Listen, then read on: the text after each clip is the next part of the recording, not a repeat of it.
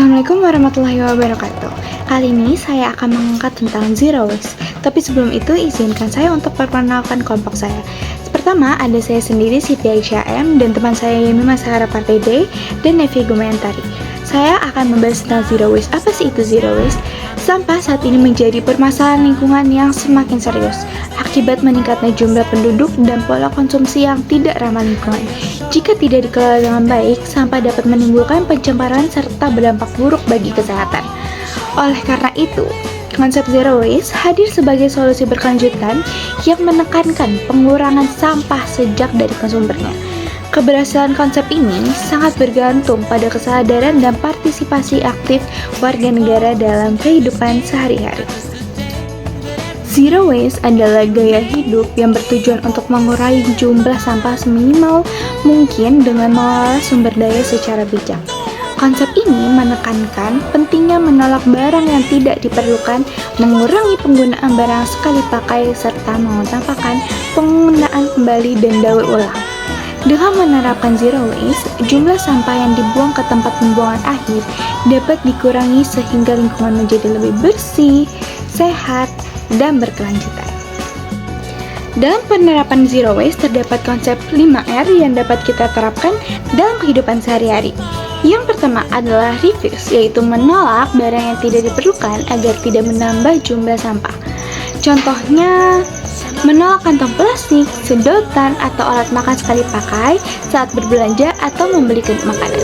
Yang kedua adalah reduce, yaitu mengurangi penggunaan barang sekali pakai dan konsumsi yang berlebihan.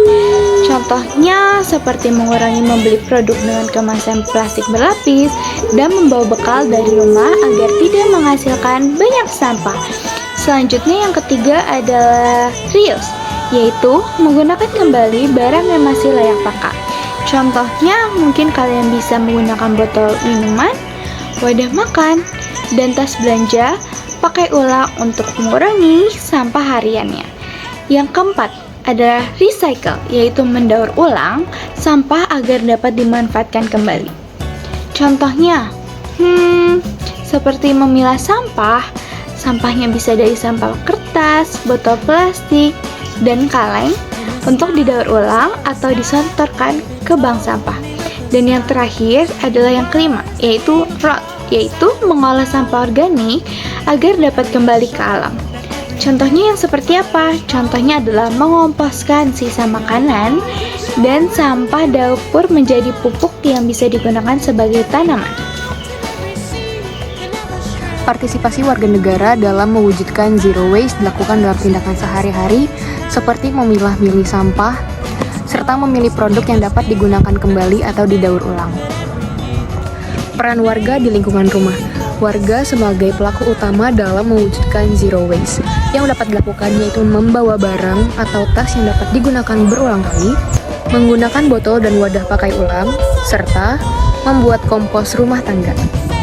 Peran warga di lingkungan sosial. Warga dapat berpartisipasi dalam mewujudkan zero waste dalam kegiatan bersama, seperti mengikuti kerja bakti, membuat bank sampah, kemudian melakukan edukasi zero waste, kemudian dapat menjadi contoh bagi warga sekitar. Kesadaran komunitas dan gerakan sosial. Generasi muda dapat menjadi agen perubahan pada kesempatan di zero waste dengan memanfaatkan media sosial sebagai kampanye zero waste, sehingga mampu menciptakan inovasi ramah lingkungan, serta menggerakkan komunitas di sekolah maupun di kampus. Dampak positif pada zero waste. Zero waste memberikan dampak positif bagi lingkungan, seperti membuat lingkungan lebih bersih dan sehat. Konsep ini juga membantu mengurangi pencemaran serta penghematan sumber daya alam. Selain itu, zero waste dapat meningkatkan kesadaran sosial masyarakat untuk lebih peduli terhadap pengelolaan sampah. Selanjutnya, tantangan dalam penerapan. Tantangan utama dalam penerapan zero waste adalah rendahnya kesadaran masyarakat, kebiasaan lama yang sulit diubah, serta keterbatasan fasilitas pengolah sampah juga menjadi hambatan bagi pelaksanaannya. Dan selanjutnya yaitu solusi dan upaya. Solusinya itu dapat dilakukan antara lain melalui edukasi berkelanjutan dan kerjasama antara masyarakat dan pemerintah.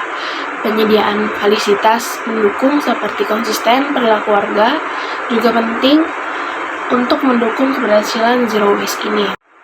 Kesimpulan dari Zero Waste itu adalah membutuhkan peran aktif semua pihak dan dapat dimulai dari kegiatan kecil sehari-hari. Dengan partisipasi bersama, lingkungan yang bersih dan keberkelanjutan dapat terwujud.